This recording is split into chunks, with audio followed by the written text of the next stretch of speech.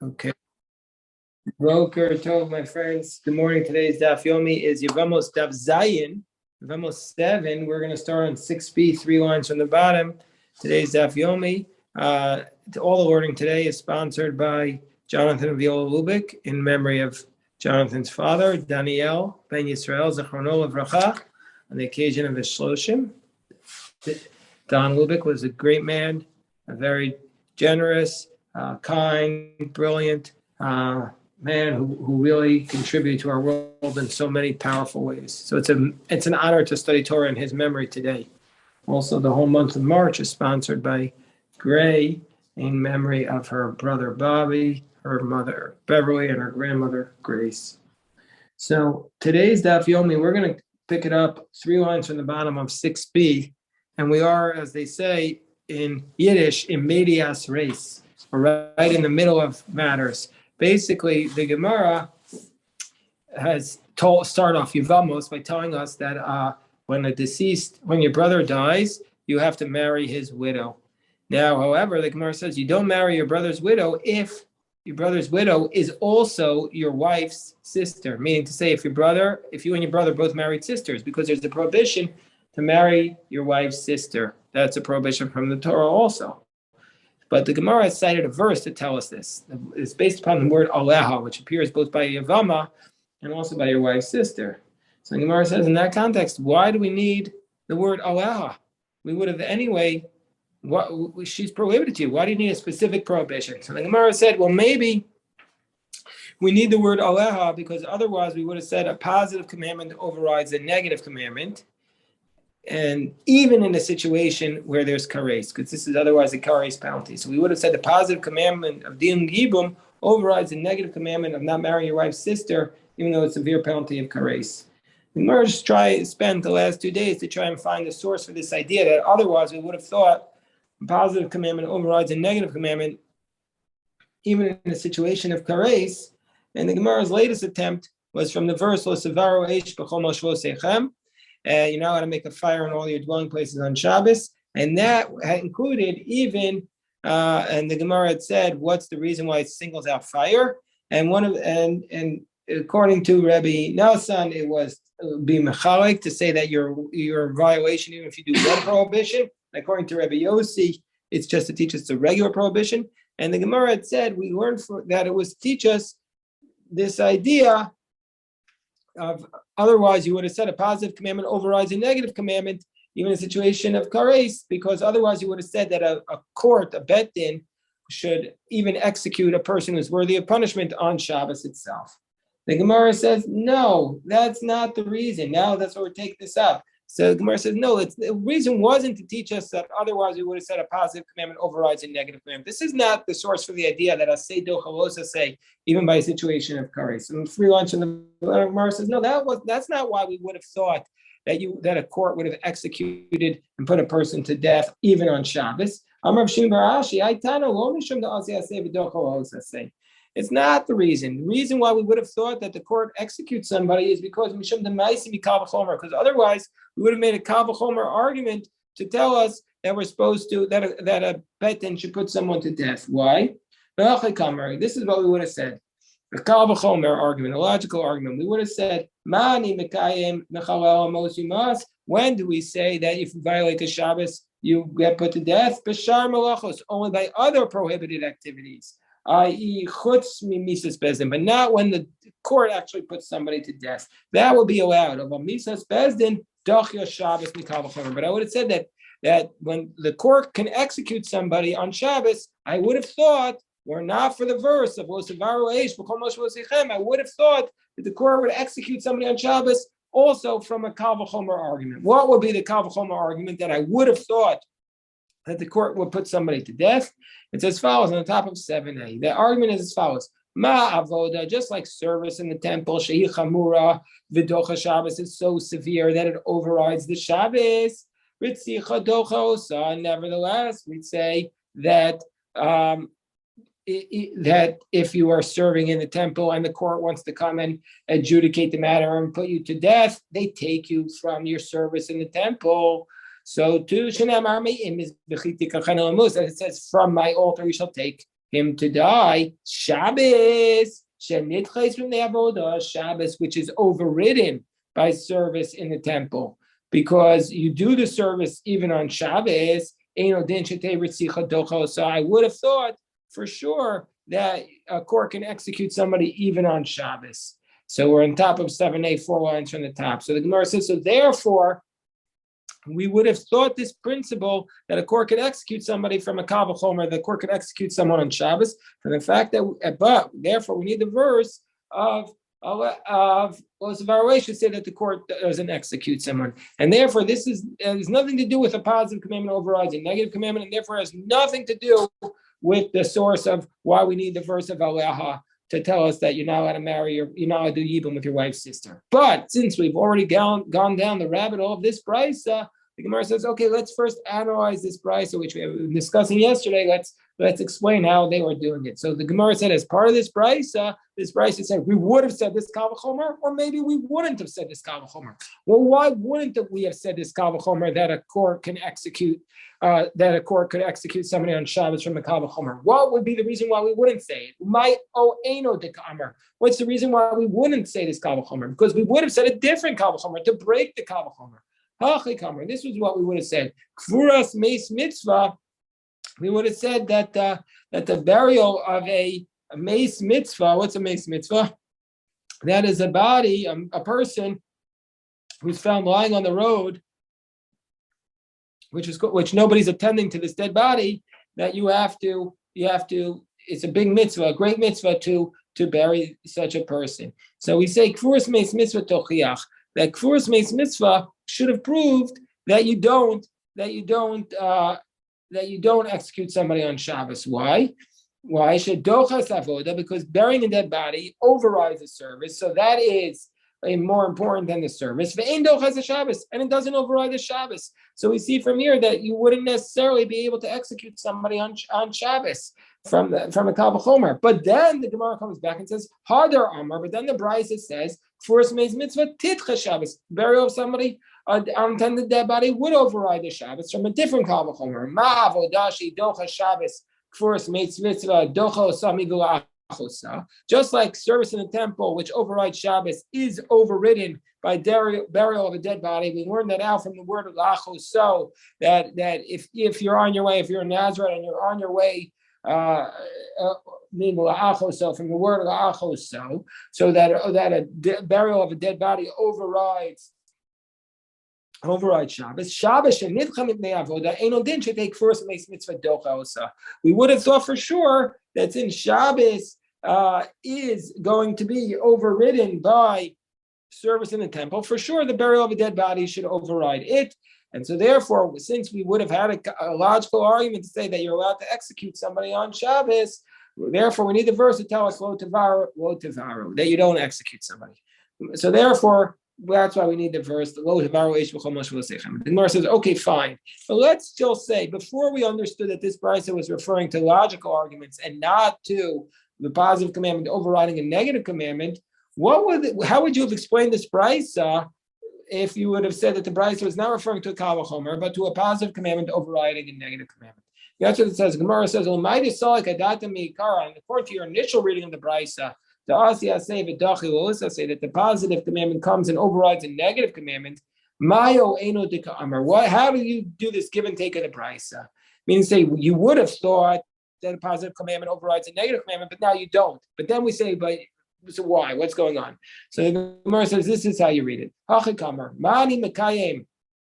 You would have thought that a court is allowed to execute somebody on Shabbos. Why? Because you say the verse that states Mechalel Mosivas, that somebody who violates Shabbos is put to death. That's Bashar Melachos. That's only by other activities. Chutz from Misas Bezdin. It's nothing to do with death from the court.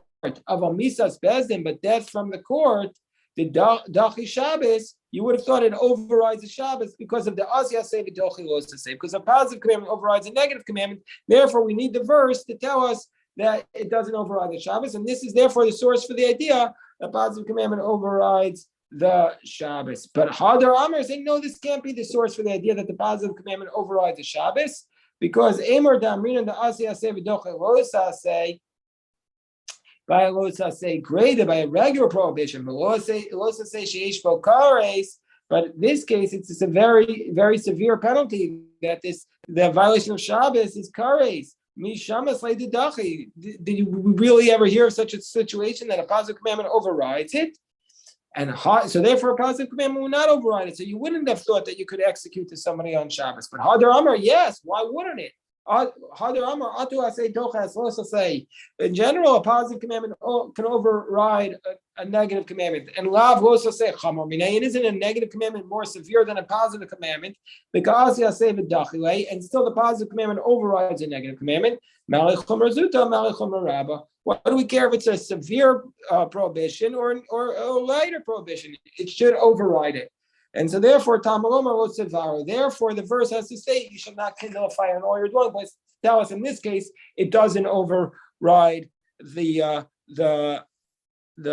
negative commandment. But anyway, that whole last piece is not even necessary because we don't read the brisa that way. We only read the brisa to be talking about a kal v'chomer, and not about a positive commandment overrides a negative commandment. So pulling it back to why we went down this rabbit hole in the first place, it was all because we want to know why do we need the extra word allow to tell us that your wife's sister is prohibited and to do yibum with her when we already know that she's prohibited because she's your wife's sister. So we're still at, so we had said maybe you need it because a positive commandment overrides a negative commandment, but we have not found the source for the fact that a positive commandment overrides a negative commandment, even in this prohibition of such a severe penalty of your wife's sister, which is a kares penalty. And so therefore the Gemara says we're still looking for the source of why we need the Torah to specify that you don't do yibum with your wife's sister.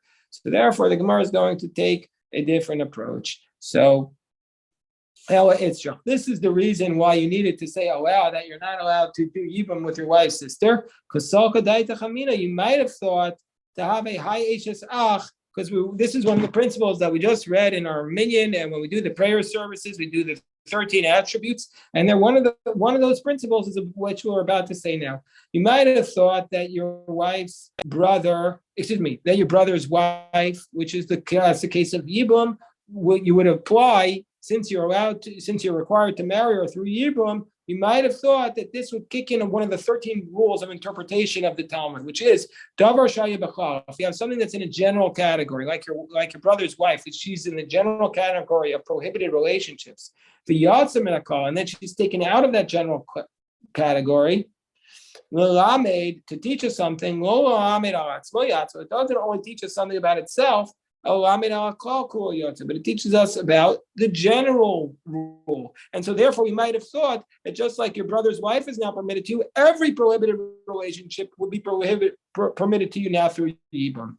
And the Gemara gives us an example of this application of something that was part of the general rule and then taken out of it is for a specific law is that law applies not just to it but to the entire general rule. The Tanya, we have a brisa.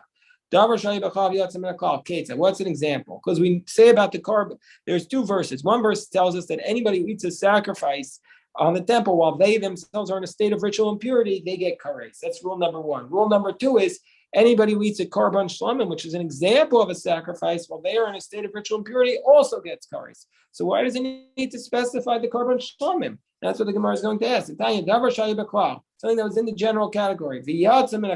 Went out of the general category. Somebody will eat the korban shlamim, the meat, while they're in a state of ritual impurity, then they will get kares. Korban shlamim is considered one of the sacrificial foods and was already included in the prohibition of kares. Lama yatsu. So why is it excluded? In order to compare this law to all the other laws. Just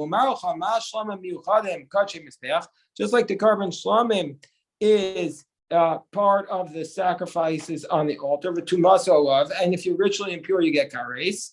So therefore, all of them. So if that's the case, the lama yatsu. So why was it brought out? So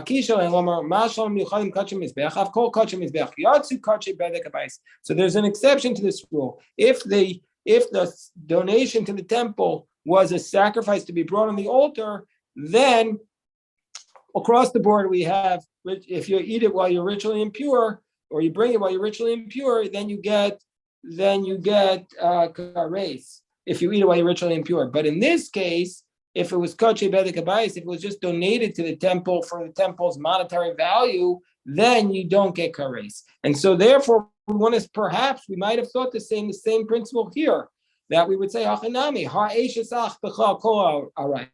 your brother's wife is considered to be part of all the prohibited relationships. And why was she specified here? Just to compare it, to tell you, just like your brother's wife is permitted now with Yibam, and therefore all the other prohibited relationships are also going to be prohibited when they fall to you through Yibam. Gemara said, so therefore that's the reason to tell us that they're not. We do the word aleha to tell us that your wife's sister, if she falls to you to Yibam, you don't do Yibam with her. So the Gemara says, no, that's not a good comparison. Me dummy, this comparison is completely different. Why is it different? Hasam, the case is completely different. Why? Come on, tell me. The case is completely different. There, klal be'iser upara be'iser. In the case of the karban shlamim, there it was a general rule that you're not allowed to eat in a state of ritual impurity, and the specific one was about what's the matter? What's the matter? Yeah, in the back room. Yeah. So there was a general rule of a prohibition, and the specific rule was also a prohibition, that the shlamim is also prohibited. But here we have the general rule of the prohibitions, uparat beheter, and then the specific one was allowing your brother's wife. So the two cases don't match up, because there you want to establish this general rule which goes from a general prohibition to a specific prohibition. But here it went from a general prohibition to a specific permission. So you can't analogize them. So therefore, the Gemara says, "Hello, dummy. We're going to apply a different one of the 13 principles of interpretation of the Talmud, and to tell us why we need the word allow. Why? What's a different principle? Because it's similar to the following thing. Davar shayivachal. Let's say you have a general rule, and then once you have this general rule, you have a general category, and then one of the types that would have fit into this general category, you teach an entirely new law associated with it. We say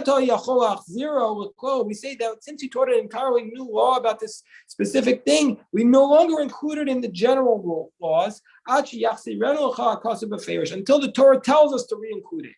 What's an example of this? The Gemara gives us an example. If it's in the general rule, and then you apply a specific rule, then you don't put it back in the general rule until the Torah tells us to specifically put it back in.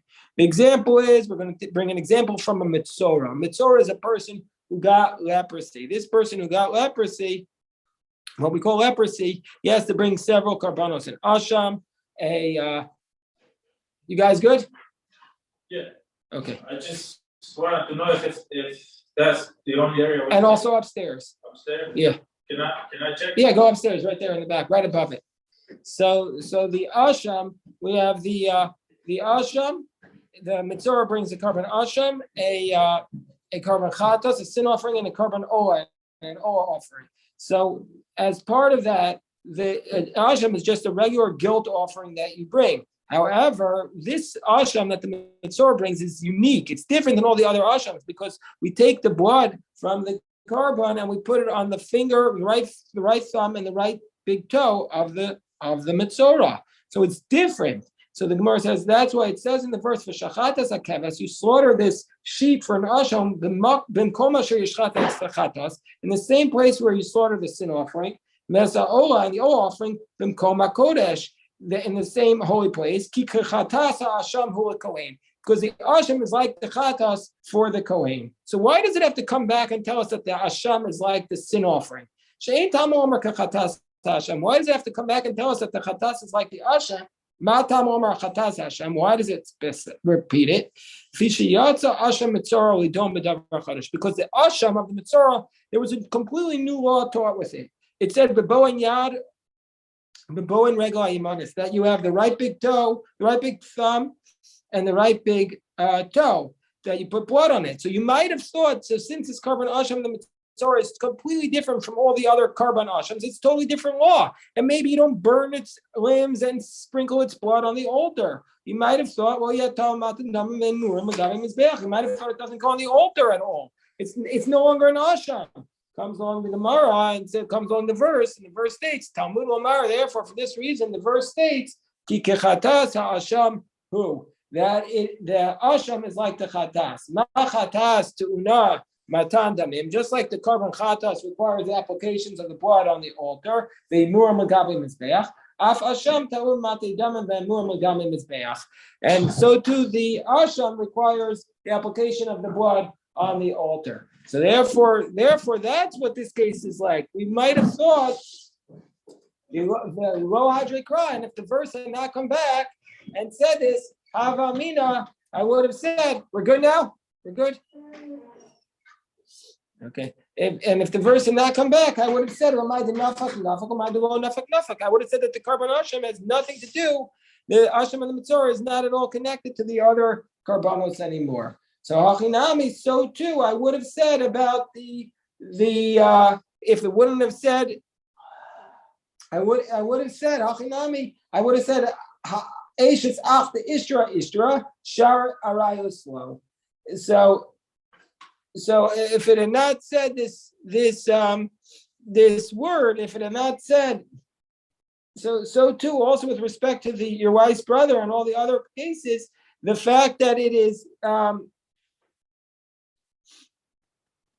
if it were not for the word aleha, I still would have said, I wouldn't have said that your wife's sister is permitted to you. I would have said no, only your brother's wife is permitted to you, but the other women are going to remain prohibited. I wouldn't have applied this principle. I would have said this is a completely new law, the law of your brother's wife. I would have said you need to tell me that it's like all the other laws, or else I can't apply that all of them are permitted just because your brother's wife is permitted. So we're still left wondering what's the source for this idea of aleha. So therefore, for this reason, the Gemara says, okay. Another attempt to try and say, why do we need a verse to tell us that your wife's sister is prohibited to you in Yibum? So the Gemara says another attempt. What's the other attempt? And this is a very simple comparison. I might have thought you just do a simple comparison between your brother's wife, your brother's widow, and also the case of your wife's sister. I might have thought to say, we just compare your wife's sister to your brother's wife. Just like your brother's wife, just like you're allowed to do yibum with your brother's wife, even though otherwise she's prohibited to you. I would have thought also, okay, so she's your wife's sister, I could still do yibum, even though otherwise there's a prohibition. Gemara says, but the two cases are not comparable. Midami, there's complete breakdown. Hasam, if your brother's wife, there's only chari sur, there's only one prohibition, it's your brother's wife. So I say that's suspended, so you could do yibum with her. But achos isha, but acha trei sur, but when it comes to your wife's sister, there's two prohibitions. What's the two prohibitions? There's the fact that she's your brother's wife, and also she's your wife's sister. So it's two separate prohibitions. And so therefore, I never would have thought that it would be permitted. So that can't be the source for it. The Gemara says, no, maybe it would have been. Why? Because we have a concept. What's the concept? The concept is, you might have said, the ishtri. Once something is permitted, meaning once she's permitted because she's your brother's wife, I might have thought, okay, she's also completely permitted in other areas as well. Meaning, say, once you get in, like a grandfather calls in, goes across the board. We're going to umana tamer damin and all the ishri. Where do we ever see such a concept that because something is permitted, we're going to permit it across the board? The Gemara says, I'll give you an example because we have a brisa. The brisa states from Tractate Pesachim that we know there's, as a general rule, what is the mitzvah? The mitzvah is somebody that he waits 7 days, and then he shaves, he has the sprinkling on his body from the ashes of the red heifer, from the two birds. They dip in blood, they sprinkle it on him. He shaves off all the hair of his body. He waits 7 days, then he immerses in the mikvah, he shaves off his hair, and then on day 8, he has to go to the temple. He can't go into the temple courtyard yet because he's missing this ritual. So he goes up to what's called the gate of the Nicanor, and he sticks his fingers and his big toe into he sticks his right thumb and his right big toe into the temple area through a hole in the door, and they sprinkle the blood on him. And so therefore, this is what the Bryce says. Mitzorah shachal shmini shelo b'erev Pesach. But let's say his 8th day comes on Erev Pesach. Now on Erev Pesach, everybody also has to go and bring the Paschal lamb. Now, if a person carry bayom, let's say a person has seen an emission that day. So if a person has seen an emission that day, the law is he has to immerse in the mikvah that day, and he has to wait till nightfall before he could come into what's called the chel on the Temple Mount. But he wants to be there that day because of the Paschal lamb. He wants to be involved with the Paschal service. So the sages say that, let's say if a person is on his 8th day of his mitzvah, and then he also had this mission, so he immersed for that. Amru Chachamim, the sages said, even though generally speaking, he would need to wait till nightfall to go up into that area of the Temple Mount. Nevertheless, this person is allowed to go into the Temple Mount area to engage in participating in the Paschal lamb. Why? Because since we're allowing him to anyway go up there because he's going to have the blood applied to him as part of the Mitzvah process, he can go to the gate of the Nicanor. So too, we're going to say this is only a positive commandment that's not kares to say to push him away from the Temple Mount because he had this omission. So it's better off that he could partake in the Paschal lamb where there's a violation of kares if you don't do it, than to send him away. Rabbi Yochanan says it's not even a biblical law to send somebody away if they've had an omission from the Temple Mount. Devar Torah afilu leisbei, that there's no biblical law that requires him to wait till nightfall. As it states, "Vayama Yoshafat b'kol Yehuda ufnei chatzer chadasha." And what does it mean? So Yoshafat instituted this. My chatzer chadasha. So it says Rabbi Yochanan shechitzu b'advarim, that he introduced a new law, and he said Tful Yom lo yikanes amachaneh leviyah. He was the one who introduced that the Tful Yom, the person who has to wait for nightfall, can't enter into the machaneh leviyah. And said, what's the reason why we allow this person? Why? Okay, we don't want to generally push away rabbinic laws. What's the reason why we're saying that this Tful Yom can go up on the Temple Mount that day? So since we're allowing him to go up on the Temple Mount in order to be purified from his saras, therefore, we're going to also allow him to go off to be purified from his omission. And so therefore, that's the basic point. That's how we know. That's why we would think that hold the history. When something is permitted, it's permitted. And so therefore, since we're going to permit, we might have thought that since we're going to permit the brother's wife to do yibum with her, so too, even if she's your wife's sister also, that once it's permitted across the board. And that's why we need the word allow to tell us that your wife's sister is prohibited to you. The Gemara on tomorrow's daf is going to say, no, the cases are not comparable, that you can't compare them, but maybe you could in one specific circumstance.